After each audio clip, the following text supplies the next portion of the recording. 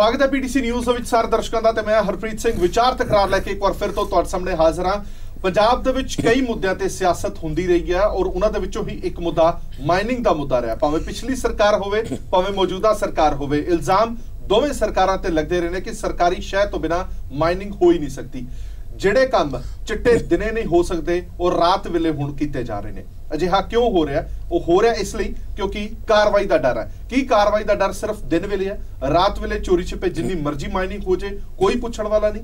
ਕੀ ਇਹ ਕੰਮ ਸਰਕਾਰ ਦੀ ਸ਼ਹਿ ਤੋਂ ਬਿਨਾ ਹੋ ਸਕਦੇ ਨੇ? ਸਥਾਨਕ ਵਾਸੀ ਜਿਨ੍ਹਾਂ ਦੇ ਪਿੰਡਾਂ ਦੇ ਪਿੰਡ ਖਾਲੀ ਹੋ ਰਹੇ ਨੇ, ਖੇਤਾਂ ਦੇ ਖੇਤ ਖਾਲੀ ਹੋ ਰਹੇ ਨੇ, ਉਹ ਇਲਜ਼ਾਮ ਮੌਜੂਦਾ ਵਿਧਾਇਕਾਂ ਤੇ ਲਾਉਂਦੇ ਨੇ ਕਿ ਵਿਧਾਇਕਾਂ ਤੇ ਪੁਲਿਸ ਦੀ ਸ਼ਹਿ ਤੋਂ ਬਿਨਾ ਕਦੇ ਵੀ ਇੱਕ किलो मिट्टी भी नहीं ले जा सकते, पर इत्थे टिप्पर दे टिप्पर भर के निकलते हैं और साडा जीना मुहाल होया पिया। इस तरह की खास रिपोर्ट भी तुहानूं दिखावांगे और माइनिंग के मुद्दे उत्ते सरकार जो घिरी नजर आ रही है उस पर भी चर्चा करांगे। सीएम साहब जदों खुद हैलीकॉप्टर का दौरा करके कहते हैं कि माइनिंग हले भी हो रही है, उस तो बाद कार्रवाई होने की गल की जाती है, पर उसके बावजूद माइनिंग रुकती नहीं, तो सवाल यह खड़ा होंदा जेकर सीएम साहब का डर नहीं तो फिर सूबे दे विच डर किस दा? ਜਦੋਂ ਗੱਲ ਕੀਤੀ ਜਾਂਦੀ ਹੈ ਕਿ ਡਿਪਟੀ ਕਮਿਸ਼ਨਰ ਜਾਂ ਐਸਐਸਪੀ ਜ਼ਿੰਮੇਵਾਰ ਹੋਣਗੇ ਆਪਣੇ ਜ਼ਿਲ੍ਹੇ ਦੇ ਵਿੱਚ ਜੇਕਰ ਗੈਰ ਕਾਨੂੰਨੀ ਮਾਈਨਿੰਗ ਭਾਵੇਂ ਦਿਨੇ ਹੋਵੇ ਭਾਵੇਂ ਰਾਤ ਵੇਲੇ, ਤੇ ਸਬੂਤ ਜਦੋਂ ਉਹਨਾਂ ਦੇ ਅੱਗੇ ਰੱਖੇ ਜਾਂਦੇ ਨੇ ਕਿ ਹਲੇ ਵੀ ਮਾਈਨਿੰਗ ਚੱਲ ਰਹੀ ਹੈ ਰਾਤ ਦੇ ਹਨੇਰੇ ਦੇ ਵਿੱਚ, ਤਾਂ ਇਹ ਕਿਹਾ ਜਾਂਦਾ ਕਿ ਕਾਰਵਾਈ ਹੋਏਗੀ। और एक साल तो सिर्फ यही सुनते आ रहे हैं कि कार्रवाई होएगी कदों? एक बड़ा सवाल जरूर है। इसे ते विचार चर्चा लेके हाजिर हुए हैं। सब तो पहला जान पछाण करा देने फिर अगे बढ़ते हैं। डॉक्टर दलजीत सिंह चीमा साहब मौजूद ने, सीनियर आगू ने श्रोमणी अकाली दल के। प्रोफैसर रौनकी राम जी मौजूद ने, सियासी माहर ने और इन्होंने मुद्दों की खासी समझ भी रखते हैं। एडवोकेट राजीव जोशी साहब मौजूद ने, पंजाब ते हरियाणा हाई कोर्ट के वकील ने और इन्होंने मुद्दों को हैंडल भी कर चुके हैं। चमन लाल शर्मा साहब साडे मौजूद ने, टकसाली कांग्रेसी आगू ने, और साडे पत्रकार रजिंदर तगड़ साहब मौजूद ने जिन्होंने एक्सक्लूसिव जानकारी कढ़ी है कि रात वेले भी माइनिंग चल रही है। सब तो पहला एक रिपोर्ट दिखाने हैं, जिस रिपोर्ट तो बाद सीएम साहब ने भी अज बयान दिता कि दिन वेले नहीं सगों रात वेले जिहड़ी माइनिंग होंदी है उस ते खास नज़र रखी जाएगी। भावें जिहदी मर्जी शह होवे, जिहड़ा मर्जी MLA होवे, उहदे खिलाफ कार्रवाई जरूर की जाएगी। एक खास रिपोर्ट दिखाने हैं फिर अगे बढ़ते हैं। ਮੁੱਖ ਮੰਤਰੀ ਕੈਪਟਨ ਅਮਰਿੰਦਰ ਸਿੰਘ ਦੀਆਂ ਅੱਖਾਂ ਵਿੱਚ ਘੱਟਾ ਪਾਉਂਦੇ ਹੋਏ ਘਨੌਰ ਦੇ ਕਾਂਗਰਸੀ MLA ਮਦਨ ਲਾਲ ਦੀ ਕਥਿਤ ਸ਼ਹਿ ਤੇ ਕੀਤੀ ਜਾ ਰਹੀ ਨਜਾਇਜ਼ ਮਾਈਨਿੰਗ ਹੁਣ ਦਿਨ ਦੀ ਬਜਾਏ ਰਾਤ ਨੂੰ ਹੁੰਦੀ ਹੈ। ਪਿੰਡ ਧਨਾਰਸੀ ਜ਼ਿਲ੍ਹਾ ਪਟਿਆਲਾ ਦੀ ਸ਼ਰਾਬ ਫੈਕਟਰੀ ਦੇ ਨਾਲ ਲੱਗਦੀ ਕਰੀਬ 10 ਏਕੜ ਤੋਂ ਜ਼ਿਆਦਾ ਜ਼ਮੀਨ ਤੇ ਰਾਤ ਨੂੰ JCB ਅਤੇ ਪੋਰ ਕਲੇਨ ਮਸ਼ੀਨਾਂ ਚੱਲਦੀਆਂ ਨੇ। 15 ਦੇ ਕਰੀਬ ਟਿੱਪਰ ਟਰੱਕ ਰਾਤ ਦੇ 8 ਵਜੇ ਤੋਂ ਸ਼ੁਰੂ ਹੋ ਕੇ ਸਵੇਰ ਦੇ 5 ਵਜੇ ਤੱਕ ਕੰਮ ਕਰਦੇ ਨੇ। ਸਾਡੇ ਕਥਨ ਦੀ ਗਵਾਹੀ ਤਸਵੀਰਾਂ ਦੇ ਰਹੀਆਂ ਨੇ।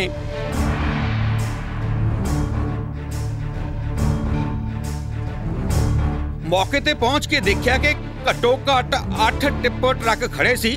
ਜਦੋਂ ਡਰਾਈਵਰਾਂ ਨੂੰ ਪੁੱਛਿਆ ਗਿਆ ਕਿ ਇਹ ਟਿੱਪਰ ਟਰੱਕ ਕਿਸ ਦੇ ਨੇ ਤਾਂ ਉਹ ਦੁੰਨ ਵੱਟਾ ਹੋ ਗਏ।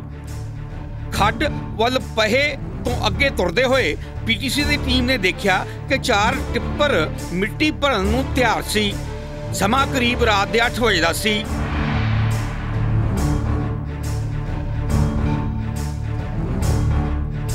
ਖੱਡ ਦੇ ਅੰਦਰ ਇੱਕ heavy duty pork lane machine ਚਾਲੂ ਹੋਣ ਦੀ ਤਿਆਰੀ ਸੀ।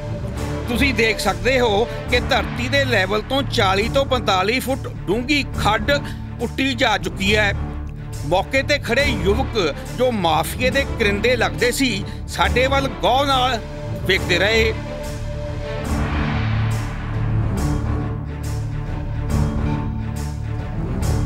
ਵੀਡੀਓ ਬਣਾਉਣ ਤੋਂ ਬਾਅਦ ਜਦ ਸਾਡੀ ਟੀਮ ਵਾਪਸ ਮੁੜੀ ਤਾਂ ਦੇਖਿਆ ਕਿ ਪਹੇ ਦੇ ਅੱਗੇ ਇੱਕ ਟਿੱਪਰ ਖੜਾ ਕੀਤਾ ਗਿਆ ਤਾਂ ਜੋ ਸਾਡੀ ਕਾਰ ਨੂੰ ਮਨ ਚਾਹੇ ਸਮੇਂ ਲਈ ਰੋਕਿਆ ਜਾ ਸਕੇ। ਮੋਬਾਈਲ ਫੋਨ ਤੇ ਮਾਫੀਏ ਦੇ ਚਾਲਕਾਂ ਨੂੰ ਸੂਚਿਤ ਕੀਤਾ ਗਿਆ ਕਿ ਕੈਮਰੇ ਨਾਲ ਪੱਤਰਕਾਰ ਆ ਗਏ ਨੇ ਅਤੇ ਤੁਸੀਂ ਛੇਤੀ ਤੋਂ ਛੇਤੀ ਪਹੁੰਚੋ। ਅਸਲ ਕਾਲੇ ਧੰਦਾਕਾਰੀਆਂ ਦੇ ਆਉਣ ਤੋਂ ਪਹਿਲਾਂ ਸਾਡੀ ਟੀਮ ਆਪਣਾ ਕੰਮ ਕਰਕੇ ਨਿਕਲ ਗਈ ਸੀ। ਮੁੜਦੇ ਹੋਏ ਸਾਨੂੰ ਸੂਚਨਾ ਮਿਲੀ ਕਿ ਬਾਸਮਾ ਪਿੰਡ ਵਿੱਚ ਵੀ ਇਹ ਕਾਲਾ ਧੰਦਾ ਚੱਲ ਰਿਹਾ ਹੈ। ਤਸਵੀਰਾਂ ਦੱਸਦੀਆਂ ਨੇ ਕਿ ਮਾਫੀਏ ਨੇ ਪੰਚਾਇਤੀ ਜ਼ਮੀਨ ਅਤੇ ਘੱਗਰ ਦਰਿਆ ਦੇ ਤਲ ਦੇ ਰੇਤ ਦੇ ਪਰ ਖੱਚੇ ਉਡਾਏ ਹੋਏ ਨੇ। 35 ਤੋਂ 40 ਫੁੱਟ ਡੂੰਘੀ ਪਟਾਈ ਕੀਤੀ ਜਾ ਚੁੱਕੀ ਹੈ। ਇਹ ਘਾਟ ਜਦੋਂ ਚਲਾਇਆ ਇਹਨਾਂ ਨੇ ਉੱਥੇ ਲੇਬਰ ਗਈ ਹੈ, ਲੇਬਰ ਨੇ ਬੀੜੀ ਸਿਗਰਟ ਪੀਤੀ ਹੈ, JCB ਚੱਲੀ ਉੱਥੇ, ਟਰੈਕਟਰ ਚੱਲੇ ਨੇ। ਇਹ ਨਹੀਂ ਪਤਾ ਵੀ ਸਲੈਂਸਰ ਨੂੰ ਚੰਗਿਆੜਾ ਪਿਆ ਜੀ ਕੋਈ, ਤਾਂ ਅੱਗ ਝੁੰਡਾਂ 'ਚ ਲੱਗੀ ਹੈ। ਬਾਕੀ ਘਾਟ ਇਦਾਂ ਨਹੀਂ ਚੱਲ ਸਕਦਾ ਬਗੈਰ MLA ਦੀ ਸ਼ਹਿ ਤੋਂ। ਉੱਦਾਂ ਤੇ ਪਤਾ ਨਹੀਂ ਹੱਲ ਸਕਦਾ ਜੀ। MLA ਕੌਣ ਹੈ ਤੁਹਾਡਾ? MLA ਸਾਡੇ ਮਦਨ ਲਾਲ ਜੀ। ਕੋਈ MLA ਪਾਰਟੀ ਕੋਈ ਕਹਿ ਰਹੇ ਨੇ ਜੀ ਜਿਹੜਾ ਕੰਮ ਚਲਾ ਰਹੇ ਨੇ ਬਸ, ਪਰ ਸਾਡੀ ਕਈ ਏਕੜ ਕੋਲ ਕਣਕ ਦੀ ਫਸਲ ਸੀ ਜੋ ਕਿ ਅੱਜ ਬਹੁਤ ਔਖੀ ਸੀ ਬਚਾਈਏ। ਸੁਣੋ ਸ਼ੰਭੂ ਦੇ ਥਾਣੇਦਾਰ SHO ਕੁਲਵਿੰਦਰ ਸਿੰਘ ਨੇ ਕੀ ਕਿਹਾ। ਤੁਹਾਡੇ ਇਲਾਕੇ 'ਚ ਧਨਾਰਸੀ ਤੇ ਬਾਸਮਾ ਪਿੰਡਾਂ 'ਚ ਰਾਤ ਨੂੰ ਮਾਈਨਿੰਗ ਬੜੇ ਵੱਡੇ ਪੱਧਰ ਤੇ ਹੋ ਰਹੀ ਆ ਤੇ ਸਾਡੇ ਨੌਲੇਜ ਤਾਂ ਹੈ ਨਹੀਂ ਤੁਹਾਡੀ ਨੌਲੇਜ ਤਾਂ ਨਾ ਆਉਣੀ ਨਹੀਂ ਹੈ ਇਹ, ਕਿਉਂਕਿ ਪਿੰਡ ਵਾਲੇ ਕਹਿੰਦੇ ਆ ਜੀ ਪੁਲਿਸ ਵਾਲਿਆਂ ਦੇ ਨਾਲ ਮਿਲ ਕੇ ਮਾਈਨਿੰਗ ਹੋ ਰਹੀ ਹੈ। ਉਹ ਨਹੀਂ ਅਸੀਂ ਕੌਣ ਦੱਸੋ ਪਹਿਲਾਂ ਸਖਤ ਹਦਾਇਤਾਂ ਨੇ, ਆਪਾਂ ਦਿਨ ਰਾਤ ਅਸੀਂ ਤਾਂ ਨਾਕੇ ਲਾਏ ਹੋਏ ਉੱਥੇ ਤੇ ਸਖਤ ਹਦਾਇਤਾਂ ਅਸੀਂ ਕਿਉਂ ਕਰਾਈਏ ਦੱਸੋ ਗੱਲ। ਭਾਈ ਜੀ ਅਸੀਂ ਰਾਤੀ ਜਾ ਕੇ ਆਏ ਹਾਂ, ਸਾਨੂੰ ਤਾਂ ਕੋਈ ਨਾਕਾ ਮਿਲਿਆ ਨਹੀਂ। ਵੀ ਉਹ ਲਾਈ ਦੇ ਸਾਡਾ ਇੱਕ ਟੇਬਲਾ ਰੋਡ ਤੇ ਨਾਕਾ ਹੁੰਦਾ। ਕੱਲ ਉੱਥੇ ਅੱਗ ਲੱਗ ਗਈ ਕਣਕ ਨੂੰ, ਜਿਹੜੇ ਲੇਬਰ ਇਹਨਾਂ ਦੀ ਆਉਂਦੀ ਆ ਮਾਈਨਿੰਗ ਵਾਲਿਆਂ ਦੀ, ਉਹਨੇ ਕੋਈ ਬੀੜੀ ਬੂੜੀ ਪੀ ਕੇ ਸਿੱਟਤੀ ਕਣਕ 'ਚ ਤੇ ਪਿੰਡ ਵਾਲਿਆਂ ਨੇ ਅੱਗ ਬੁਝਾਈ ਆ। ਤੁਹਾਨੂੰ ਸ਼ਿਕਾਇਤ ਵੀ ਕੀਤੀ ਆ ਉਹਨੇ? ਨਹੀਂ ਮੇਰੇ ਨੋਟਿਸ ਨਹੀਂ ਹੈਗੀ ਇਹ ਚੀਜ਼। MLA ਜਨਾਬ ਮਦਨ ਲਾਲ ਅਤੇ ਵਪਾਰਕ ਹਿੱਸੇਦਾਰ ਉਹਨਾਂ ਦੇ ਭਰਾ ਰਜਿੰਦਰ ਕੁਮਾਰ ਨਾਲ ਬਾਰ-ਬਾਰ ਫੋਨ ਤੇ ਸੰਪਰਕ ਕਰਨ ਨਾਲ ਕਾਮਯਾਬੀ ਨਹੀਂ ਮਿਲ ਸਕੀ। ਸਰਕਾਰੀ ਪੱਖ ਜਾਣਨ ਲਈ PTC ਨੇ IG ਪਟਿਆਲਾ ਜ਼ੋਨ AS ਰਾਏ ਨਾਲ ਰਾਬਤਾ ਕਾਇਮ ਕੀਤਾ। ਉਹਨਾਂ ਇੰਜ ਕਿਹਾ,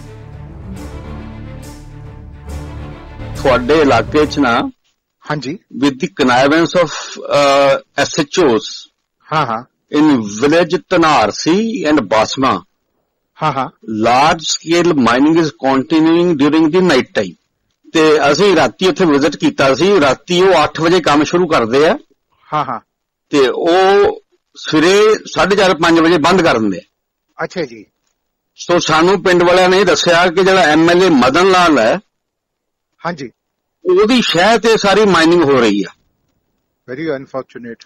ਹਾਂਜੀ ਵੈਰੀ ਅਨਫੋਰਚੂਨੇਟ। ਉਹ ਸਾਡੇ ਕੋਲ ਉਹਨਾਂ ਦੀਆਂ ਬਾਈਟਸ ਵੀ ਹੈਗੀਆਂ। ਹਾਂ ਇਹ ਫਿਰ ਆਪਾਂ ਇਸ ਤਰ੍ਹਾਂ ਕਰਦੇ ਨਾ ਜੀ, DC ਆਫਿਸ ਦਾ ਗੱਲ ਕਰਦੇ ਆ ਤਾਂ ਕਿ ਉਹ ਇੰਡੀਪੈਂਡੈਂਟ ਏਜੰਸੀ ਤੋਂ ਚੈੱਕ ਕਰਾਣੇ ਆ ਸਾਰੀ ਗੱਲ। ਬਿਲਕੁਲ ਕਰਾਉਣੀ ਚਾਹੀਦੀ ਹੈ ਜੀ। ਹਾਂ ਮੈਂ DC ਸਾਹਿਬ ਨਾਲ ਹੁਣੀ ਗੱਲ ਕਰਦਾ। ਅਸੀਂ ਇਸ ਵਕਤ ਰਾਤ ਦੇ 9 ਵਜੇ ਬਾਸਮਾ ਪਿੰਡ 'ਚ ਖੜੇ ਹਾਂ, ਜਿੱਥੇ ਕਿ ਮਾਈਨਿੰਗ ਗੈਰ ਕਾਨੂੰਨੀ ਤਰੀਕੇ ਨਾਲ ਚੱਲ ਰਹੀ ਹੈ। ਸਾਰੀ ਦਿਨ ਤੇ ਕਦੇ ਰਾਤ ਨੂੰ ਵੀ ਇੱਥੇ ਮਾਈਨਿੰਗ ਹੁੰਦੀ ਹੈ। ਇਹ ਧਨਾਸਰੀ ਵਾਂਗੂ ਨਹੀਂ ਕਿ ਸਾਰੀ ਰਾਤ ਮਾਈਨਿੰਗ ਹੋਵੇ। ਇਸ ਮਾਈਨਿੰਗ ਦੇ ਪਿੱਛੇ ਹੱਥ ਦੱਸਿਆ ਜਾ ਰਿਹਾ ਹੈ ਇਸ ਇਲਾਕੇ ਦੇ MLA ਦਾ, ਜਿਹੜਾ ਕਿ ਸੱਤਾਧਾਰੀ ਪਾਰਟੀ ਦੇ ਨਾਲ ਸੰਬੰਧ ਰੱਖਦਾ ਹੈ।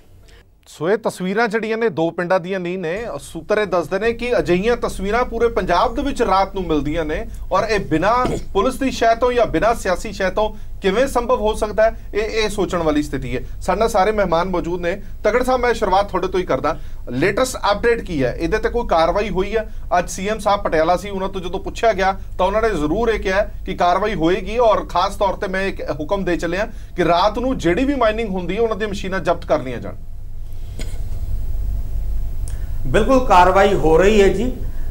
ਤੇ ਕੱਲ ਤਹਿਸੀਲਦਾਰ ਤੇ ਮਾਈਨਿੰਗ ਆਫੀਸਰ ਤੇ SHO ਨੇ ਮੌਕੇ ਦਾ ਦੌਰਾ ਕੀਤਾ ਤੇ ਖੱਡਾਂ ਦਾ ਪੈਮਾਨਾ ਲਿਆ ਮੇਜਰਮੈਂਟ ਲਈ।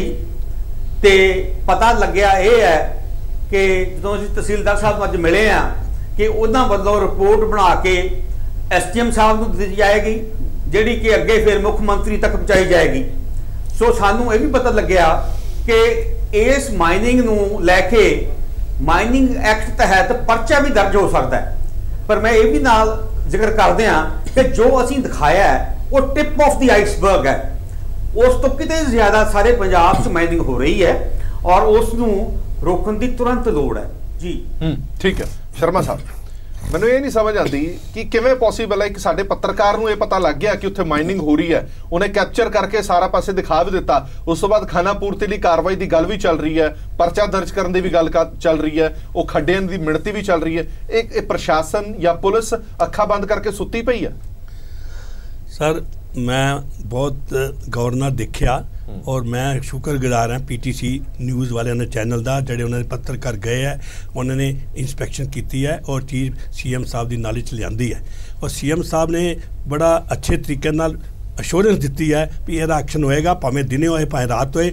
ਲੀਗਲ ਜਿਹੜੀ ਚੀਜ਼ ਹੈ ਲੀਗਲ ਹੈ, ਰਾਤ ਨੂੰ ਤੇ ਮਾਈਨਿੰਗ ਵਾਲਾ ਕੰਮ ਹੋ ਨਹੀਂ ਸਕਦਾ, ਰਾਤ ਨੂੰ ਹੋ ਨਹੀਂ ਸਕਦਾ। ਐਡਮਿਨਿਸਟ੍ਰੇਸ਼ਨ ਦਾ ਫੇਲੀਅਰ ਹੈ, ਪੁਲਿਸ ਪ੍ਰਸ਼ਾਸਨ ਦਾ ਫੇਲੀਅਰ ਹੈ, ਇਹ ਤਾਂ ਮੰਨਦੇ ਹੋ ਸਰ? ਜਿਹੜੀ ਗਲਤ ਗੱਲ ਹੋ ਰਹੀ ਹੈ ਉਹ ਗਲਤ ਹੈ, ਮੈਂ ਉਹੀ ਕਹਿ ਰਿਹਾ ਨਾ, ਜਿਹੜੀ ਗਲਤ ਹੈ ਗਲਤ ਹੈ, ਮੈਂ ਉਹਨੂੰ ਡਿਫੈਂਡ ਨਹੀਂ ਕਰ ਰਿਹਾ, ਪਰ ਸੀਐਮ ਸਾਹਿਬ ਨੇ ਕਿਹਾ ਸਖਤ ਐਕਸ਼ਨ ਹੋਏਗਾ, ਸਖਤ ਐਕਸ਼ਨ ਸ਼ੁਰੂ ਹੋ ਗਿਆ, ਮਸ਼ੀਨਾਂ ਵੀ ਬੰਦ ਹੋ ਗਈਆਂ, ਸਭ ਕੁਝ ਹੋਣੀਆਂ, ਪੈਨਲਟੀਆਂ ਵੀ ਲੱਗਣਗੀਆਂ। ਸੀਐਮ ਸਾਹਿਬ ਨੇ ਤਾਂ ਕਿਹਾ ਕਿਉਂਕਿ ਸਾਡੀ ਰਿਪੋਰਟ ਜਨਤਕ ਹੋਗੀ, ਉਸ ਤੋਂ ਬਾਅਦ ਕਿਹਾ ਮੈਂ ਇਹ ਕਹਿਣਾ ਚਾਹਨਾ ਕਿ ਜਿਹੜਾ ਕੰਮ ਸਾਡੇ ਪੱਤਰਕਾਰ ਨੇ ਕੀਤਾ ਜਾਂ ਅਸੀਂ ਚੈਨਲ ਨੇ ਕੀਤਾ ਉਹ ਕੰਮ ਪੁਲਿਸ ਪ੍ਰਸ਼ਾਸਨ ਵੱਲੋਂ ਕੀਤਾ ਜਾਣਾ ਸੀ। ਪਿੰਡ ਵਾਲੇ ਸ਼ਰੇਆਮ ਤੁਹਾਡੇ ਐਮਐਲਏ ਸਾਹਿਬ ਦਾ ਨਾਮ ਲੈਂਦੇ ਨੇ, ਕੀ ਸੀਐਮ ਸਾਹਿਬ ਵਿਧਾਇਕ ਸਾਹਿਬ ਤੇ ਕਾਰਵਾਈ ਕਰਨਗੇ ਜਿਹੜਾ ਨਾਲ ਉਹਨਾਂ ਦੇ ਨਾਲ ਸਟੇਜ ਸਾਂਝੀ ਕਰ ਰਿਹਾ? ਸਾਹਿਬ ਨੇ ਕਿਹਾ ਕੋਈ ਵੀ ਹੋਏ, ਭਾਵੇਂ ਐਮਐਲਏ ਹੋਏ, ਪ੍ਰਾਈਮ ਮਿਨਿਸਟਰ ਹੋਏ, ਕੋਈ ਬੰਦਾ ਵੀ ਭਾਵੇਂ ਜਿੰਨਾ ਮਰਜ਼ੀ ਪਾਵਰਫੁਲ ਹੋਏ, ਮੈਂ ਸੀਐਮ ਸਾਹਿਬ ਨੂੰ ਦੀ ਸਰਾਹਨਾ ਕਰਨਾ ਇਸ ਗੱਲ ਤੇ। ਉਹ ਹਮੇਸ਼ਾ ਜਿਹੜਾ ਐਕਸ਼ਨ ਦੇਖੋ, ਆਪ ਪਲੇਨ ਤੇ ਜਾ ਕੇ ਜਾਂ ਹੈਲੀਕਾਪਟਰ ਜਾ ਕੇ ਉਹਨੇ ਇੰਸਪੈਕਸ਼ਨ ਕੀਤੀ, ਉਹਦੇ ਬਾਅਦ ਉਹ ਬੰਦ ਕੀਤਾ, ਉਸ ਤੋਂ ਬਾਅਦ ਵੀ ਨਹੀਂ ਬੰਦ ਹੋਇਆ। ਇਸ ਤੋਂ ਵੱਡੀ ਤਰਾਸਦੀ ਕੀ ਹੈ ਕਿ ਸੀਐਮ ਸਾਹਿਬ ਨੇ ਸਖਤ ਹੁਕਮ ਦਿੱਤੇ ਹੋਣ, ਉਸ ਤੋਂ ਬਾਅਦ ਰਾਤ ਨੂੰ ਮਾਈਨਿੰਗ ਹੋ ਰਹੀ ਹੈ,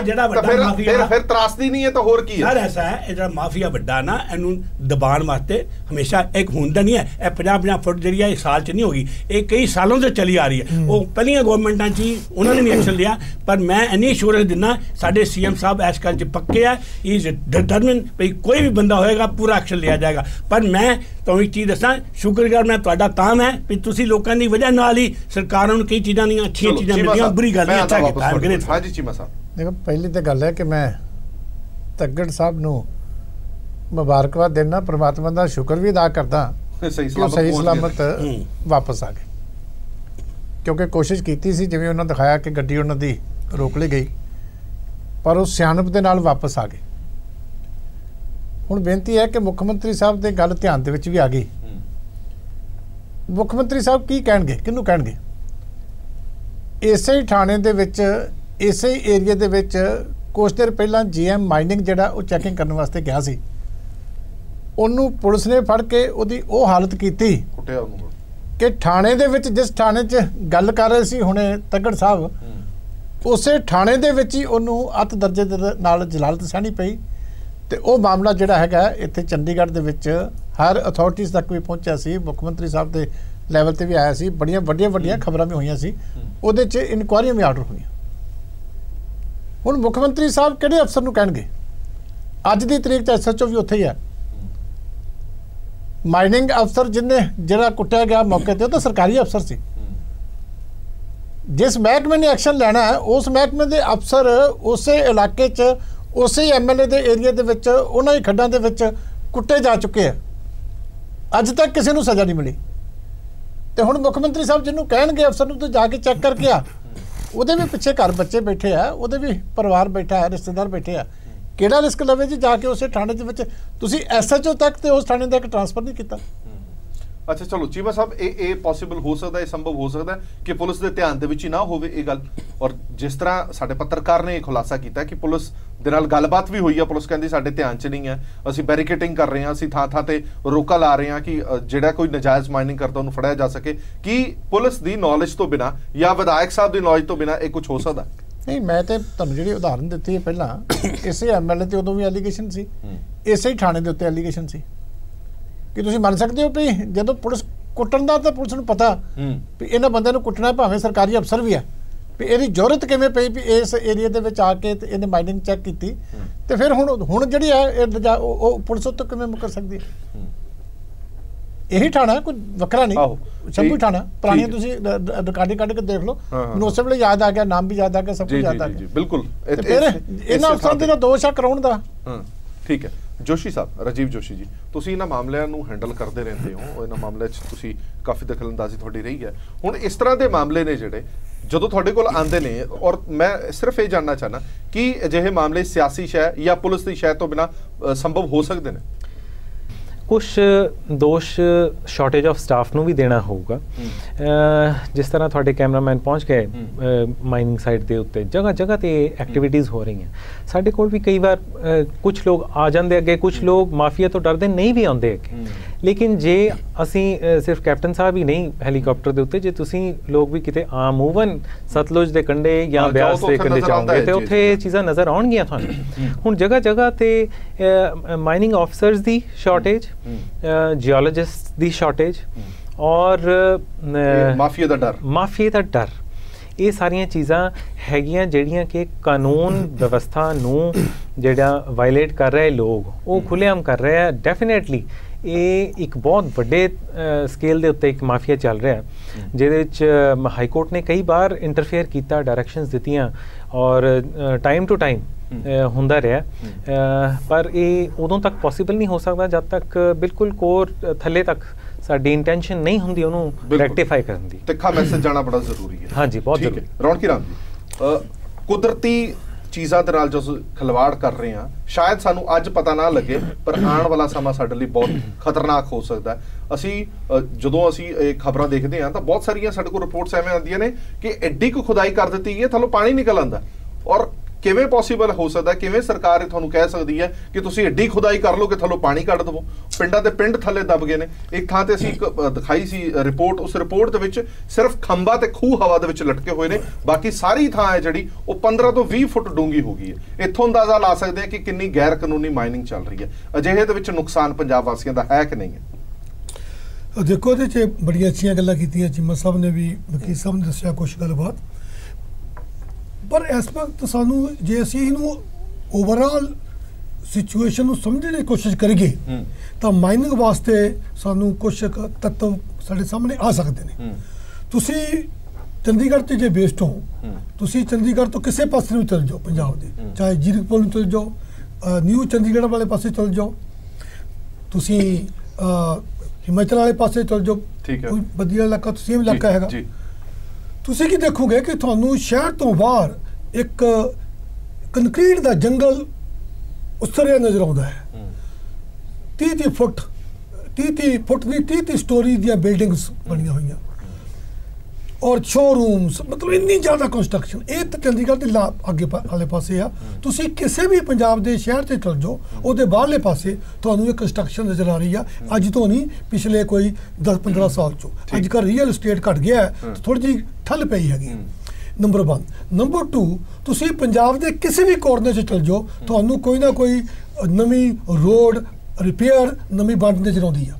ਬਾਈਪਾਸ ਬਣ ਰਹੇ ਨੇ, 4 ਲੇਨਸ ਹੋ ਰਹੀਆਂ ਨੇ, ਚਲੋ 2 ਲੇਨ ਤੋਂ 4 ਲੇਨਸ ਹੋ ਰਹੀਆਂ ਨੇ। ਇਹ ਸਾਰਾ ਕੰਸਟਰਕਸ਼ਨ ਹੋ ਰਹੀ ਆ। ਹੁਣ ਜਦੋਂ ਸਾਰੀ ਇੰਨੀ ਜ਼ਬਰਦਸਤ ਕੰਸਟਰਕਸ਼ਨ ਹੋ ਰਹੀ ਆ, ਇੱਕ ਪਾਸੇ ਤਾਂ ਇਹ ਡਿਵੈਲਪਮੈਂਟ ਹੈ, ਦੂਸਰੇ ਪਾਸੇ ਸਮਵੇਅਰ ਵੀ ਨੀਡ ਰॉ ਮਟੀਰੀਅਲ ਟੂ ਇਹਨੂੰ ਬਣਾਉਣ ਵਾਸਤੇ।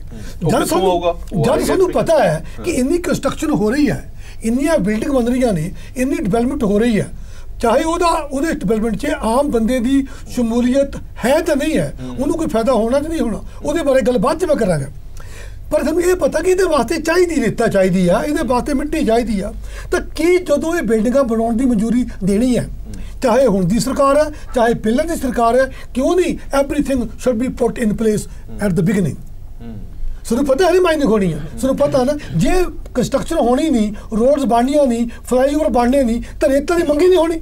ਰੇਤਾ ਦੀ ਮੰਗ ਇੰਨੀ ਹੈ ਕਿ ਜਿੰਨੀ ਤੁਹਾਨੂੰ ਚਾਹੀਦੀ ਆ ਉਹ ਤੋਂ ਕਈ ਗੁਣੇ ਜ਼ਿਆਦਾ ਮੰਗ ਹੈ, ਤਾਂ ਫਿਰ ਰਾਤ ਨੂੰ ਉਹਨਾਂ ਨੇ ਛੋਲੇ ਛਪੇ ਕਰਨੀ ਆ। ਪਰ ਜੇ ਪਤਾ ਕਿ ਬਿਜ਼ਨਸ ਹੈ, ਇਹਦੇ ਨਾਲੋਂ ਪ੍ਰੋਫਿਟ ਹੋਣਾ ਹੈ, ਉਹ ਜਿੱਥੋਂ ਜਿਹੜੀ ਲੈਂਡ ਪੰਚਾਇਤੀ ਲੈਂਡ ਹੈ, ਨਜ਼ੂਲ ਲੈਂਡ ਹੈ, ਸਾਡੇ ਕੋਲ ਹੋਰ ਲੈਂਡ ਹੈ ਜਿੱਥੋਂ ਬਿਜਲੀ ਕੱਢਣੀ ਹੈ, ਤਾਂ ਜੇ ਕੱਢਣੀ ਹੈ ਤਾਂ ਸਾਨੂੰ ਪਤਾ ਸੀ ਰਿਸੋਰਸ ਕਰੰਚ ਸਟੇਟ ਹੈ, ਸਾਡੇ ਕੋਲ ਪੈਸਾ ਨਹੀਂ ਹੈਗਾ, ਇੱਕ ਨਵਾਂ opportunity ਹੈਗੀ ਆ।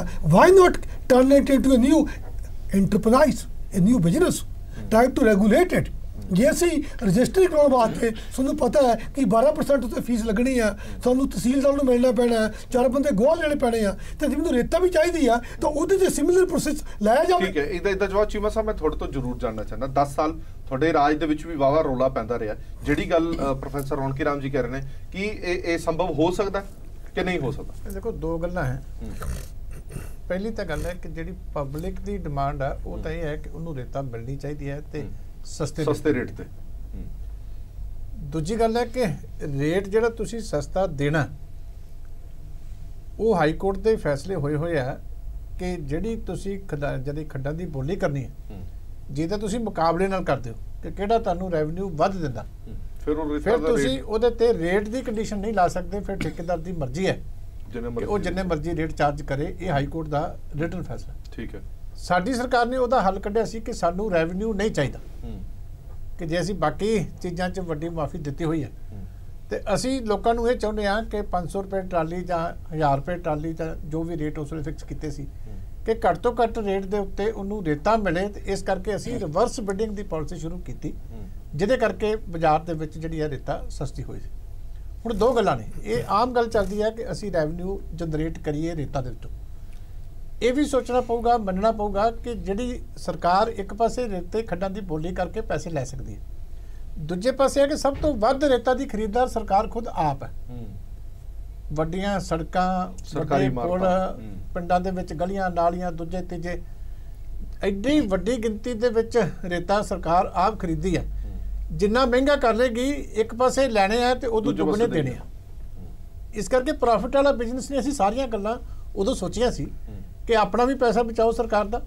ਤੁਸੀਂ ਇਕੱਠੇ ਇਹਨਾਂ ਤੋਂ ਲੈ ਕੇ 200-400 ਕਰੋੜ, ਜੇ ਤੁਸੀਂ ਵੱਧ ਤੋਂ ਵੱਧ, ਸਾਡੇ ਵੀ ਮਨਪ੍ਰੀਤ ਸਿੰਘ ਬਾਦਲ ਦਾ ਇਹ ਜਿਵੇਂ ਪ੍ਰੋਫੈਸਰ ਨੇ ਕਿਹਾ ਕਿ ਸਰਕਾਰੀ ਕੰਟਰੋਲ ਨਹੀਂ ਹੋ ਸਕਦਾ, ਪਰ ਕਮਾਇਆ ਕੱਖ ਨਹੀਂ। ਤੁਸੀਂ ਖੁਦ ਖੱਡਾ ਦੇ ਉੱਤੇ ਜਿਵੇਂ ਬਾਕੀ ਚੀਜ਼ਾਂ ਨੇ ਤੁਸੀਂ ਰਜਿਸਟਰੀ ਕਰਾਉਂਦੇ ਹੋ, ਤੁਸੀਂ ਹੋਰ ਚੀਜ਼ਾਂ ਨੇ, ਉਸ ਤੇ ਤੁਹਾਡਾ ਸਰਕਾਰੀ ਕੰਟਰੋਲ ਹੁੰਦਾ, ਤੇ ਇਸ ਤੇ ਕਿਉਂ ਨਹੀਂ ਹੋ ਸਕਦਾ? ਇਹ ਵੀ ਟਰਾਈ ਕੀਤਾ ਸੀ ਸਾਡੇ ਟਾਈਮ ਦੇ ਉੱਤੇ, ਮਾਰਕੀਟ ਕਮੇਟੀਆਂ ਨੂੰ ਜਿਹੜੀ ਹੈਗੀ ਆ ਮੰਡੀ ਬੋਰਡ ਨੂੰ ਇਹ ਵੀ ਕੰਮ ਉਹਨਾਂ ਨੇ ਸ਼ੁਰੂ ਕੀਤਾ ਸੀ ਕਿ ਜੇ ਕਿਉਂਕਿ ਰਿਵਰਸ ਬਿਡਿੰਗ ਨਾਲ ਪ੍ਰਾਈਸਿਸ ਕੰਟਰੋਲ ਹੋ ਗਈਆਂ ਸੀ, ਨਾਲ ਸਾਡੀ ਆਪਸ਼ਨ ਇਹ ਵੀ ਸੀ ਕਿ ਨਹੀਂ ਤਾਂ ਫਿਰ ਜਿਹੜੀ ਆ ਮੰਡੀ ਬੋਰਡ ਹੈ ਜਿਵੇਂ ਬਾਕੀ ਫਸਲਾਂ ਦੀ ਕਰਦਾ, ਇਦਾਂ ਮਾਈਨਿੰਗ ਕਰਵਾ ਕੇ ਤੇ ਤੁਸੀਂ ਮੰਡੀ ਦੇ ਵਿੱਚੋਂ ਆਰਾਮ ਨਾਲ ਰੇਤਾ ਜਿਹੜੀ ਹੈ ਪਰਚੇਜ਼ ਕਰ ਸਕਦੇ ਹੋ। ਕਿਉਂਕਿ ਚਲੋ ਅਸੀਂ ਆਪਸ਼ਨ ਦਿੱਤੀ, ਅਸੀਂ ਪ੍ਰੋਫਿਟ ਨਹੀਂ ਹੈਗਾ ਉਹ, ਕਮ ਸੇ ਕਮ ਇਹ ਜਿਹੜਾ এনवायरमेंट ਨੂੰ ਲੈ ਕੇ, ਇਕੋਲੋਜੀ ਨੂੰ ਲੈ ਕੇ, ਕਾਮਨ ਰਿਸੋਰਸ ਦੀ ਗੱਲ ਲੈ ਕੇ, ਲੋਕਾਂ ਦੀਆਂ ਡਿਮਾਂਡਾਂ ਨੂੰ ਲੈ ਕੇ ਅਸੀਂ ਦੇਖ ਸਕਦੇ ਹਾਂ ਕਿ ਕਿਉਂ ਨਹੀਂ ਪੰਚਾਇਤਾਂ ਨੂੰ ਸ਼ਮੂਲੀਅਤ ਹੁੰਦੀ, ਕਿਉਂ ਨਹੀਂ ਆਮ ਬੰਦੇ ਦਾ ਜੀਵਨ। ਮੰਨ ਲਓ ਤੁਸੀਂ ਇੰਨੇ ਡੂੰਘੇ ਟੱਬੇ ਪਾ ਰਹੇ ਹੋ, ਉਹਦੇ ਨਾਲ ਇੱਕ ਜਾਨੀ ਨੁਕਸਾਨ ਹੋਣਾ ਹੈ, ਮਾਲੀ ਨੁਕਸਾਨ ਤਾਂ ਹੋ ਹੀ ਰਿਹਾ ਹੈਗਾ।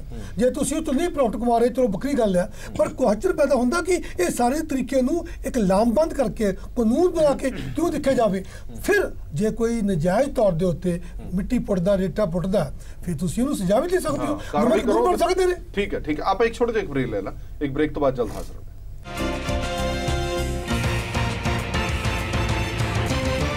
ब्रेक तो बाद दर्शकों का एक और फिर तो स्वागत है। माइनिंग का जिन बड़ा वड्डा है जो पूरे पंजाब ਨੂੰ ਨਿਗਲ ਰਿਹਾ ਹੈ, ਉਸ ਨੂੰ ਕਿਵੇਂ ਬਚਾਇਆ ਜਾਵੇ, ਇਸੇ ਤੇ ਵਿਚਾਰ ਚਰਚਾ ਜਾਰੀ ਹੈ।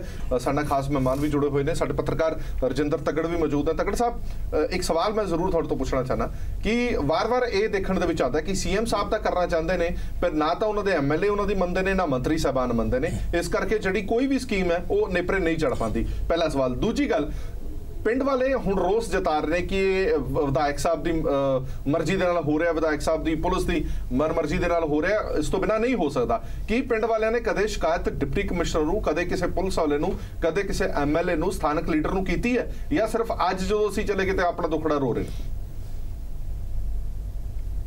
ਇਸ ਤਰ੍ਹਾਂ ਜੀ ਹਰਪ੍ਰੀਤ ਜੀ, ਕਿ ਪਹਿਲੀ ਗੱਲ ਤਾਂ ਮੁੱਖ ਮੰਤਰੀ ਦੀਆਂ ਇੰਟੈਂਸ਼ਨਸ ਭਾਵੇਂ ਚੰਗੀਆਂ ਹੋਣ, ਪਰ ਉਹਦਾ ਜਿਹੜਾ ਇਫੈਕਟ ਹੈ ਉਹ ਨਜ਼ਰ ਨਹੀਂ ਆ ਰਿਹਾ, ਸਿਆਸੀ ਤੌਰ ਤੇ ਵੀ, ਪ੍ਰੈਕਟੀਕਲ ਤੌਰ ਤੇ ਵੀ। ਜਾਂ ਉਹਨਾਂ ਦੇ ਵਿਧਾਇਕ ਨਹੀਂ ਮੰਨ ਰਹੇ, ਜਾਂ ਉਹਨਾਂ ਦੇ ਪਾਰਟੀ ਵਰਕਰ ਨਹੀਂ ਮੰਨ ਰਹੇ। ਸੋ ਉਹਨਾਂ ਦਾ ਜਿਹੜਾ ਦਬਕਾ ਹੈ, ਮੈਨੂੰ ਲੱਗਦਾ ਇੱਕ ਫੋਕਾ ਦਬਕਾ ਹੈ ਕੈਪਟਨ ਸਾਹਿਬ ਦਾ, ਉਹਦਾ ਅਸਰ ਨਹੀਂ ਹੋ ਰਿਹਾ।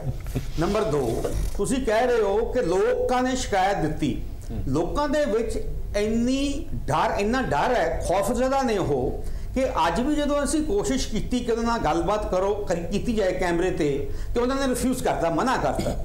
ਸੋ ਲੋਕਾਂ ਦੇ ਵਿੱਚ ਦਹਿਸ਼ਤ ਹੈ।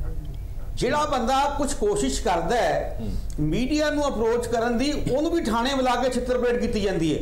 ਤੁਹਾਨੂੰ ਮੈਂ ਇੱਕ ਇੰਟਰਸਟਿੰਗ ਗੱਲ ਦੱਸਦਾ, ਉਹ ਇਹ ਹੈ ਕਿ ਜਿਹੜੇ ਬੰਦੇ ਨੇ ਮੈਨੂੰ ਇਨਫੋਰਮੇਸ਼ਨ ਦਿੱਤੀ, ਉਹਨੇ ਹਜੇ ਤੱਕ ਮੈਨੂੰ ਆਪਣਾ ਨਾਮ ਨਹੀਂ ਦੱਸਿਆ। ਮੇਰੇ ਕੋਲ ਉਹਦਾ ਫੋਨ ਨੰਬਰ ਹੈ, ਮੇਰਾ ਫੋਨ ਨੰਬਰ ਉਹਦੇ ਕੋਲ ਹੈ, ਜਿਹੜਾ ਉਹ ਕਹਿੰਦਾ ਜੀ ਮੈਂ ਬੜੀ ਮੁਸ਼ਕਿਲ ਨਾਲ ਹਾਸਲ ਕੀਤਾ। ਤੇ ਮੈਂ ਪੁੱਛਿਆ ਤੁਸੀਂ ਕੌਣ ਹੋ? ਕਹਿੰਦਾ ਜੀ ਮੇਰਾ ਨਾਮ ਨਾ ਪੁੱਛੋ, ਕਿਉਂਕਿ ਮੈਂ ਉਜਾਗਰ ਨਹੀਂ ਹੋਣਾ ਚਾਹੁੰਦਾ। ਸੋ ਉਹ ਗੁੰਮਨਾਮ ਹੈ ਹੁਣ ਤੱਕ, ਨਾ ਉਹਨੇ ਮੈਨੂੰ ਦੇਖਿਆ, ਯਾਨੀ ਕਿ 1 to 1 ਨਾ ਮੈਂ ਉਹਨੂੰ ਦੇਖਿਆ। ਸ਼ਰਮਾ ਸਾਹਿਬ, ਸਿਰਫ ਉਹਦੇ ਕੋਲ ਮੇਰਾ ਫੋਨ ਨੰਬਰ। ਹੁਣ ਇਸ ਤੋਂ ਬਾਅਦ ਕੀ ਹੋਊਗਾ? ਡਰੇ ਹੋਏ ਨੇ, ਠੀਕ ਹੈ, ਡਰੇ ਹੋਏ ਨੇ ਲੋਕ ਸਾਹਮਣੇ ਨਹੀਂ ਆਉਂਦੇ। ਔਰ ਜਦੋਂ ਤੁਹਾਡੇ ਮੰਤਰੀਆਂ ਦੀ ਇਨਵੋਲਵਮੈਂਟ ਹੋਵੇ, ਰਾਣਾ ਗੁਰਜੀਤ ਹੋਰਾਂ ਦੀ ਇਨਵੋਲਵਮੈਂਟ ਇਸੇ ਮਾਮਲੇ ਦੇ ਵਿੱਚ ਕੁਰਸੀ ਚਲੀ ਗਈ, ਹੁਣ ਤੁਹਾਡੇ ਐਮਐਲਏ ਸਾਹਿਬ ਦਾ ਨਾਮ ਵਿੱਚ ਆ ਰਿਹਾ। ਸੋ ਅਜਿਹੀਆਂ ਜਦੋਂ ਤਾਕਤਵਰ ਹਸਤੀਆਂ ਸਾਹਮਣੇ ਆਉਂਦੀਆਂ ਨੇ, ਕਿਹੜਾ ਮੇਰੇ ਵਰਗਾ ਬੰਦਾ ਅੱਗੇ ਆ ਕੇ ਗੱਲ ਚੱਕੂਗਾ ਫਿਰ? सर ऐसा है, साढ़े सारे साथियों ने व्यू बड़े अच्छे, मैं आराम ਨਾਲ सुने, और मैं अपना व्यू देना चाहना ਇਸੇ ਚੀਜ਼ ਨੂੰ ਇਨ ਵਿਊ ਰੱਖ ਕੇ, ਜਿੱਦਾਂ ਚੀਫ ਮਿਨਿਸਟਰ ਸਾਹਿਬ ਨੇ ਕਿਹਾ ਵੀ ਮੈਂ ਪੂਰਾ ਸਖਤ ਐਕਸ਼ਨ ਲਵਾਂਗਾ। ਇੱਕ ਹੁਣ ਮਾਈਨਸ ਵਾਲੇ ਦੀ ਕਮੇਟੀ ਬਣੀ ਹੈ, ਉਹ ਕਮੇਟੀ ਬਣੀ ਹੈ ਸਿੱਧੂ ਸਾਹਿਬ ਨੇ ਜਾ ਕੇ ਜਿਹੜੇ ਸਾਡੇ ਸੈਕਟਰੀ ਹੈਗੇ ਗਵਰਨਮੈਂਟ ਆਫ ਇੰਡੀਆ ਦੇ ਮਾਈਨਸ ਦੇ ਉਹਨਾਂ ਦੇ ਜੁਆਇੰਟ ਸੈਕਟਰੀ ਨੂੰ ਵੀ ਮੀਟਿੰਗ ਕੀਤੀ ਹੈ। ਉਹ ਰੂਲ ਬਣ ਗਏ, ਡਰਾਫਟ ਰੂਲ ਬਣ ਗਏ ਔਰ ਪੂਰਾ ਸਖਤੀ ਦੇ ਨਾਲ ਜਦ ਰੂਲ ਬਣ ਗਏ ਉਹਦੇ ਮੁਤਾਬਕ ਜੇ ਐਕਸ਼ਨ ਨਾ ਹੋਏਗਾ ਦੈਨ ਜਿਹੜਾ ਵੀ ਬੰਦਾ ਹੋਏਗਾ he will be responsible, he should be put behind the bar, strict action has to be taken. ਹੁਣ ਐਸੇ ਪਿੱਛੇ ਜਿਹੜੀ ਚੀਜ਼ਾਂ ਸਾਹਮਣੇ ਆ ਰਹੀਆਂ ਉਹਦੇ ਮੁਤਾਬਕ ਭਾਵੇਂ ਲੋਕੀ ਜਿਹੜੇ ਡਰੇ ਪਏ ਸੀ ਠੀਕ ਹੈ ਕਿਉਂਕਿ ਹਰ ਡਰਦਾ ਪੁਲਿਸ ਤੋਂ ਡਰਦਾ ਜਾਂ ਐਮਐਲਏ ਤੋਂ ਡਰਦਾ, ਇਹ ਜਿਹੜਾ ਡਰ ਹੈ ਨਾ ਇਹ ਕੱਢਣ ਵਾਸਤੇ ਜੇ ਪ੍ਰੋਪਰ ਰੂਲ ਨਾ ਬਣੇ ਉਹਨਾਂ 'ਚ ਹੁਣ ਰੂਲ ਬਣ ਗਏ 21 ਤਰੀਕ ਨੂੰ ਰੂਲ ਪੇਸ਼ ਹੋਇਆ ਨਾ ਆਈ ਕੈਨ ਸ਼ੋ ਯੂ ਔਰ ਇਹ ਮੰਨਦੇ ਹੋ ਕਿ 1 ਸਾਲ ਦੇ ਵਿੱਚ ਫੇਲਿਅਰ ਰਿਹਾ ਤੁਹਾਡੀ ਸਰਕਾਰ ਦਾ ਮਾਈਨਿੰਗ ਮਾਫੀਆ ਨੂੰ ਰੋਕਣ ਦੇ ਵਿੱਚ, ਇਸ ਲਈ ਹੁਣ ਤੁਸੀਂ ਗੱਲ ਕਰ ਰਹੇ ਹੋ 20 ਸਾਲ ਤੋਂ ਚੱਲਿਆ ਆ ਰਿਹਾ। ਚਲੋ ਮੈਂ ਕਹਿੰਦਾ ਮੈਂ ਪਿਛਲੀ ਸਰਕਾਰ ਦੀ ਗੱਲ ਹੀ ਨਹੀਂ ਕਰਦਾ, ਇਹ ਸਰਕਾਰ ਨੂੰ ਸ਼ਰਮਾ ਸਾਹਿਬ ਪਤਾ ਲੱਗਾ, ਸ਼ਰਮਾ ਸਾਹਿਬ ਐਕਸੈਪਟ ਤਾਂ ਕਰੀਏ ਕਿ ਪਿਛਲੇ 1 ਸਾਲ ਦੇ ਵਿੱਚ ਮਾਈਨਿੰਗ ਮਾਫੀਆ ਤੇ ਨਕੇਲ ਕਸਣ ਦੇ ਵਿੱਚ ਤੁਸੀਂ ਕਾਮਯਾਬ ਨਹੀਂ ਹੋਏ, ਇਸ ਲਈ ਹੁਣ ਕਮੇਟੀ ਦੀ ਗੱਲ ਹੋ ਰਹੀ ਹੈ ਜਾਂ ਡਰਾਫਟ ਦੀ ਗੱਲ ਹੋ ਰਹੀ ਹੈ? Sir committee rule all India 13 ਸਟੇਟਾਂ ਦੇ ਨਾਲ ਜਿੱਦਾਂ ਰੂਲ ਬਣਿਆ ਉਹ ਸਾਰੀਆਂ committee sorry government of India ਦੇ ਨਾਲ ਰਲ ਕੇ 13 ਸਟੇਟਾਂ ਜਿੱਥੇ ਮਾਫੀਆ ਝਗੜਾ ਜਾਂ ਮਾਈਨਿੰਗ ਝਗੜਾ ਉਹ ਉਸ ਪਿੱਛੇ ਰੂਲ ਐਸੇ ਤਰੀਕੇ ਨਾਲ ਬਣਿਆ ਕਿਸੇ ਡਿਫਿਕਲਟੀ ਨਾ ਹੋਏ।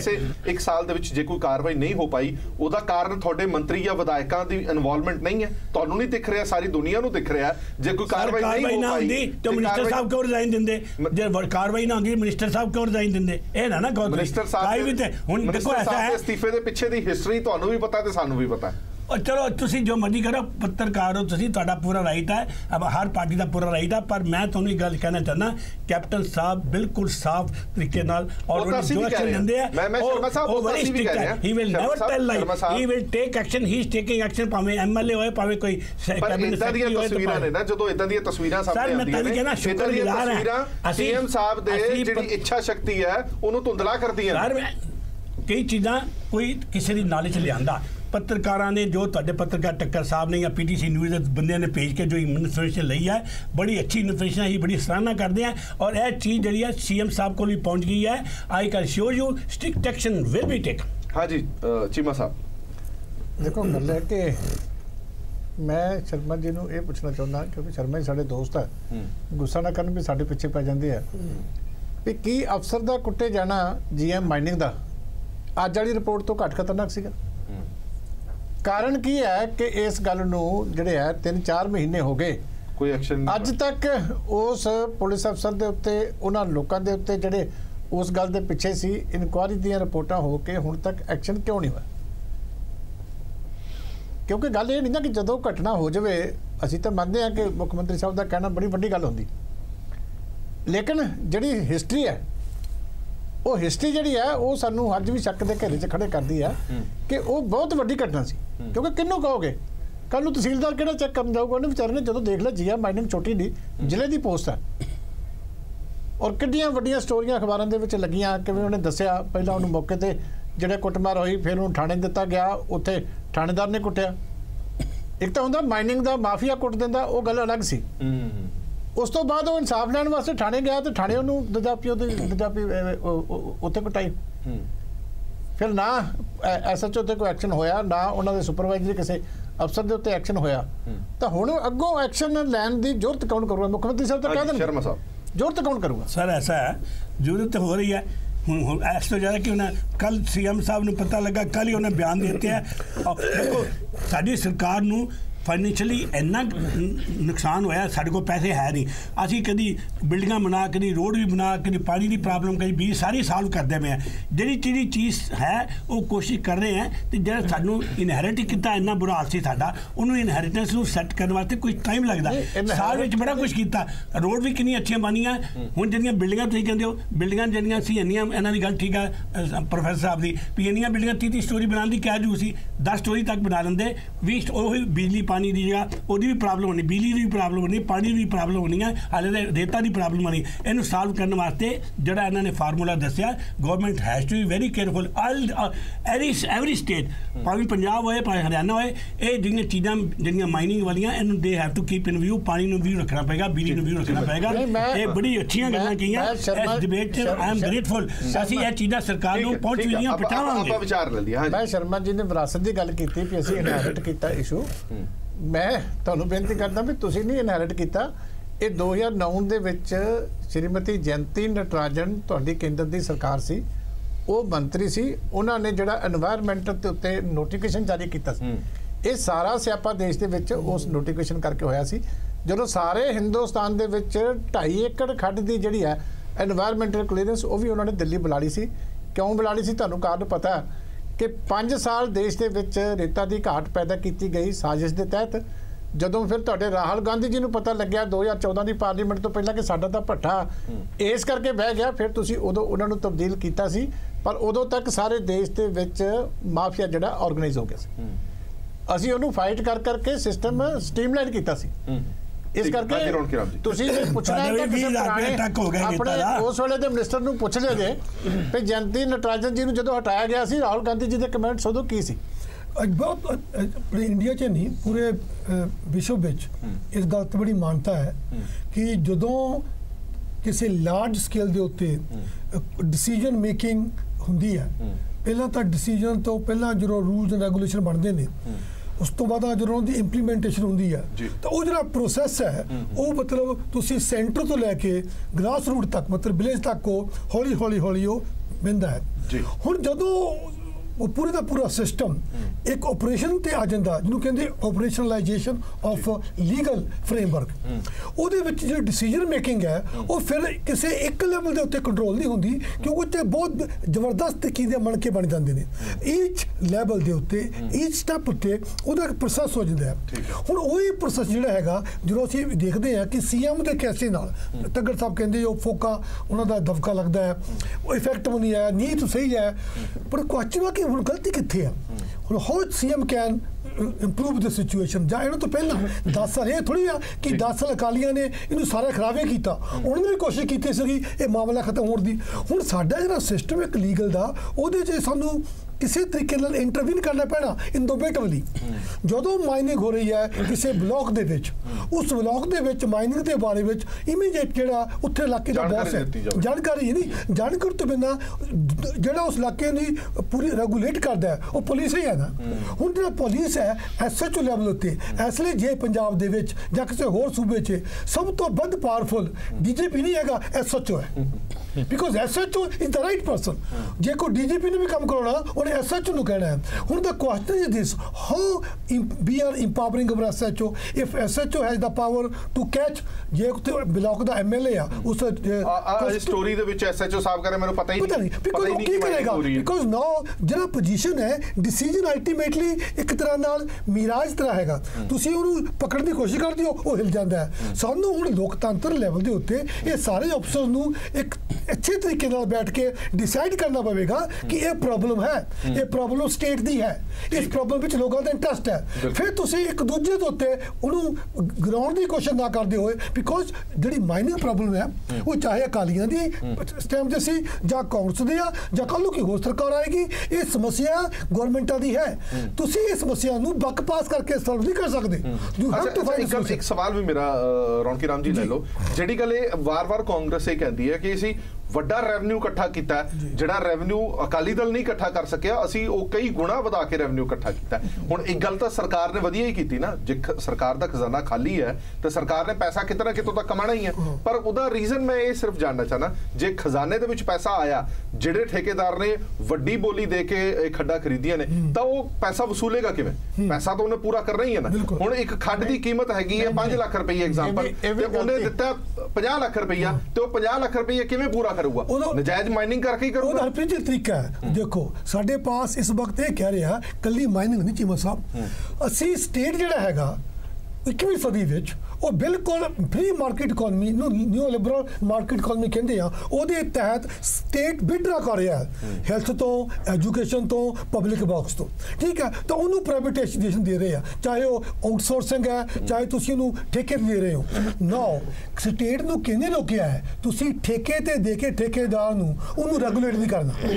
ਜੇ ਤੁਸੀਂ ਉਹਨੂੰ ਖੱਡ ਦੇਤੀ ਆ, ਹੁਣ ਇਹਦਾ ਮਤਲਬ ਇਹ ਨਹੀਂ ਹੈਗਾ ਕਿ ਉਹ ਮਨਮਰਜ਼ੀ ਕਰ ਲੈਂਦਾ, ਤੁਸੀਂ ਉਹਨੂੰ ਸੁਪਾਰੀ ਦੇਤੀ ਆ, ਉਹਦੇ ਪਿੱਛੇ ਰੂਲਸ ਬਣੇ, ਤੁਸੀਂ ਸੁਪਾਰੀ ਦੇਤੀ ਜੋ ਮਰਜ਼ੀ ਕਰ ਲਾ, ਤੁਸੀਂ ਠੇਕੇਦਾਰ ਨੂੰ ਕਹੋ ਇਹ ਖੜਤਾ ਖਰੀਦੀ ਆ, ਕੰਟਰੋਲ ਪੂਰਾ ਹੋਏਗਾ।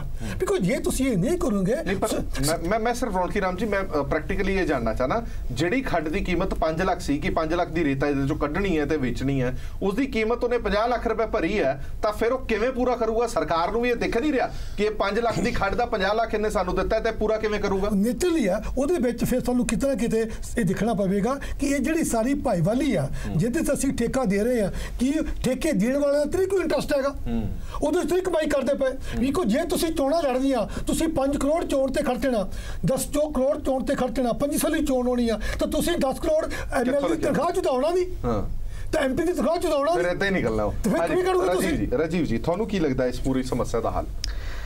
ਦੇਖੋ ਇਸ ਤਰ੍ਹਾਂ ਹੈ, ਰੂਲਸ ਦੇ ਵਿੱਚ 2013 ਦੇ ਵਿੱਚ ਜਿਹੜੇ ਰੂਲਸ ਆਏ ਸੀ, ਰੂਲਸ ਦੇ ਵਿੱਚ ਪੂਰੀ ਪ੍ਰੋਵੀਜ਼ਨ ਹੈ।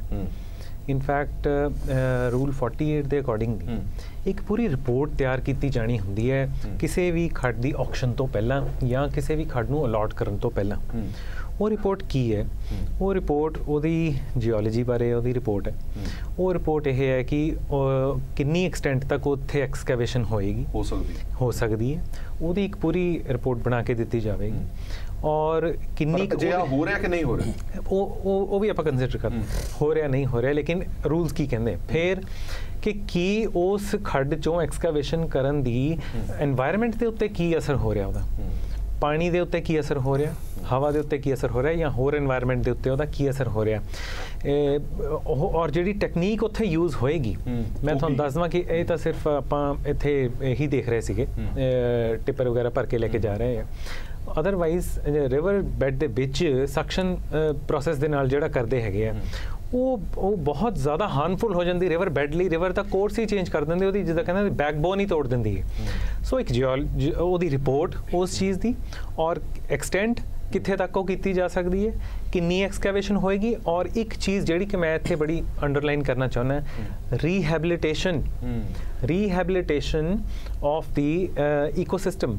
ਔਰ ਜਿਹੜੀ ਵੀ ਖੱਡ ਉਹ ਦਿੱਤੀ ਹੈਗੀ ਉਹਦੀ ਰੀਹੈਬਿਲਿਟੇਸ਼ਨ ਦਾ ਕੀ ਪ੍ਰਪੋਜ਼ਲ ਹੈ, ਔਰ ਇਹ ਸਾਰੀ ਰਿਪੋਰਟ ਬਣਨ ਤੋਂ ਬਾਅਦ ਭਰਪਾਈ ਕਿਵੇਂ ਹੋਏਗੀ এনवायरमेंटल ਤੌਰ ਤੇ, ਅਦਰਵਾਈਜ਼ ਇਸ ਤੋਂ ਬਾਅਦ ਹੀ ਉਹਨੂੰ ਐਜ਼ ਪਰ ਰੂਲਸ ਦਿੱਤਾ ਜਾ ਸਕਦਾ। ਹੁਣ ਜਿਹੜੀ ਪ੍ਰੋਫੈਸਰ ਸਾਹਿਬ ਨੇ ਗੱਲ ਕੀਤੀ, ਬੜੀ ਅੱਛੀ ਗੱਲ ਕੀਤੀ ਹੈ। ਇੱਕ ਤਾਂ ਸਾਡੇ ਪ੍ਰੋਬਲਮ ਇਹ ਹੈ ਕਿ ਇੱਕ ਡਿਪਾਰਟਮੈਂਟ ਦਾ ਦੂਸਰੇ ਡਿਪਾਰਟਮੈਂਟ ਦੇ ਨਾਲ ਕੋਈ ਇੰਟਰੈਕਸ਼ਨ ਨਹੀਂ, ਤਾਲਮੇਲ ਨਹੀਂ ਹੈ। ਸੋ ਇੱਕ ਪਾਸੇ ਇੱਕ ਮਹਿਕਮਾ ਹਾਈ ਰਾਈਜ਼ ਬਿਲਡਿੰਗਸ ਦੀ ਸੈਂਕਸ਼ਨ ਦੇ ਰਿਹਾ, ਕਾਫੀ ਉੱਥੇ ਜਿੱਥੇ ਹਾਈ ਰਾਈਜ਼ ਬਿਲਡਿੰਗਸ ਦੀ ਸੈਂਕਸ਼ਨ ਹੋ ਗਈ, ਆਟੋਮੈਟਿਕਲੀ ਤੁਸੀਂ ਉਹਨਾਂ ਨੂੰ ਮਟੀਰੀਅਲ ਚਾਹੀਦਾ, ਤੁਸੀਂ ਉਹਨੂੰ ਅਲਾਓ ਕਰ ਦਿੱਤਾ ਕਿ ਉਹ ਜਿੰਨੀ ਰੇਤਾ ਚਾਹੀਦੀ ਉਹ ਲੈ ਕੇ ਆਵੇ। ਦੂਸਰੇ ਪਾਸੇ ਅਸੀਂ ਕਹਿੰਦੇ ਹਾਂ ਕਿ ਆਹ ਖੱਡ ਹੈ, ਆਹ ਇਹਦੀ ਡੈਪਥ ਹੈ ਇੰਨੀ, ਉਹ ਸਾਡੇ ਕੋਲ ਕੋਈ ਵੀ ਇਸ ਤਰ੍ਹਾਂ ਦੀ ਇੰਟਰ ਡਿਪਾਰਟਮੈਂਟਲ ਕਮਿਊਨੀਕੇਸ਼ਨ ਨਹੀਂ ਹੈ ਕਿ ਸਾਡੇ ਕੋਲ ਤਾਂ ਜੀ ਪੰਜਾਬ ਦੇ ਵਿੱਚ ਇੰਨੀਆਂ ਖੱਡਾਂ ਨੇ ਲੀਗਲ, ਔਰ ਇੰਨੀ ਕੁ ਰੇਤਾ ਹੈ, ਔਰ ਇੰਨੀ ਕੰਸਟਰਕਸ਼ਨ ਹੋ ਸਕਦੀ ਹੈ। ਉਹਦੇ ਅਕੋਰਡਿੰਗਲੀ ਜਾਂ ਤਾਂ ਤੁਸੀਂ ਇਸ ਤੋਂ ਵੱਧ ਅਲਾਉ ਨਾ ਕਰੋ, ਤੇ ਜਾਂ ਤੁਸੀਂ ਫਿਰ ਬਾਹਰੋਂ ਦੂਜੀਆਂ ਸਟੇਟਾਂ ਤੋਂ ਮੰਗਵਾਓ, ਇਨਪੁਟ ਕਰੋ। ਸੋ ਇੰਟਰ ਡਿਪਾਰਟਮੈਂਟਲ ਕੋਈ ਉਹ ਕਮਿਊਨੀਕੇਸ਼ਨ ਹੈ ਨਹੀਂ। ਨੰਬਰ 2, ਜਿਹੜੇ ਰੂਲਸ ਬਣੇ ਆ ਉਹਨਾਂ ਰੂਲਸ ਦੇ ਅਕੋਰਡਿੰਗਲੀ ਸਾਡੇ ਕੋਲ ਜਿਓਲੋਜਿਸਟ ਦੀ ਬੜੀ ਕਮੀ ਪੇਸ਼ੀ ਹੈ, ਸਾਡੇ ਕੋਲ EMPLOYEES ਦੀ ਬਹੁਤ ਕਮੀ ਪੇਸ਼ੀ, ਐਕਸਪਰਟਸ ਜਿਹੜੇ ਉਹਨਾਂ ਦੀ ਕਮੀ ਪੇਸ਼ੀ ਹੈ, ਜਿਹੜੇ ਕਿ ਦੱਸਣ ਕਿ ਜਿਹੜੀ ਇਹ ਖੱਡ ਦਿੱਤੀ ਹੈ ਉਸ ਖੱਡ ਦੇ ਇਕੋਲੋਜੀਕਲੀ ਉਹਦਾ ਕੀ ਨੁਕਸਾਨ ਹੋ ਰਿਹਾ ਹੈ। ਔਰ ਨੰਬਰ 3, ਜਿਹੜਾ ਮਾਈਨਿੰਗ ਸਟਾਫ ਆ ਬੜਾ ਇੱਥੇ ਬੜਾ ਸਿਗਨੀਫੀਕੈਂਟ ਹੈ। ਮਾਈਨਿੰਗ ਸਟਾਫ ਉੱਥੇ ਡੇ ਟੂ ਡੇ ਜਾ ਕੇ ਇਹੀ ਡਿਪਾਰਟਮੈਂਟ ਆ ਜਿਹੜਾ ਜਾ ਕੇ ਦੇਖੇਗਾ ਕਿ ਕੀ ਉਹ ਹੱਦਾਂ ਦੇ ਵਿੱਚ ਸੀਮਿਤ ਹੈ ਜਾਂ ਨਹੀਂ। ਬਟ ਅਨਫੋਰਚੂਨੇਟਲੀ ਚੀਮਾ ਸਾਹਿਬ ਨੇ ਵੀ ਗੱਲ ਕੀਤੀ ਹੈ ਕਿ ਮਾਈਨਿੰਗ ਸਟਾਫ ਨਾਲ ਹੀ ਦੁਰਵਿਵਹਾਰ ਹੋ ਰਿਹਾ, ਔਰ ਜੇ ਲਾਅ ਐਂਡ ਆਰਡਰ ਹਿੰਮਤ ਕੌਣ ਕਰੇਗਾ ਜੇ ਲਾਅ ਐਂਡ ਆਰਡਰ ਉਸ ਸਿਚੁਏਸ਼ਨ ਨੂੰ ਨਹੀਂ। ਹੁਣ ਮੈਂ ਇੱਕ ਹੋਰ ਇੱਥੇ ਤੱਥ ਸਾਹਮਣੇ ਰੱਖਣਾ ਚਾਹੁੰਦਾ, 2012 ਔਰ 2017 ਦੇ ਵਿੱਚ 5500 ਕੁਝ FIRs ਦਰਜ ਹੋਈਆਂ ਸੀ ਮਾਈਨਿੰਗ ਐਕਟ ਦੇ ਤਹਿਤ। ਉਹਦੇ ਵਿੱਚ ਜਿਹੜੇ ਚਲਾਨ ਪੇਸ਼ ਹੋਏ ਉਹ ਸਿਰਫ 1400 ਕੁਝ ਕੇਸਾਂ ਦੇ ਵਿੱਚ ਹੀ ਹੋਏ, ਬਾਕੀ ਦੇ ਕੇਸ ਕਿੱਥੇ ਰਹਿ ਗਏ? ਉਹ ਸਾਰੇ ਪੈਂਡਿੰਗ ਇਨਵੈਸਟੀਗੇਸ਼ਨ।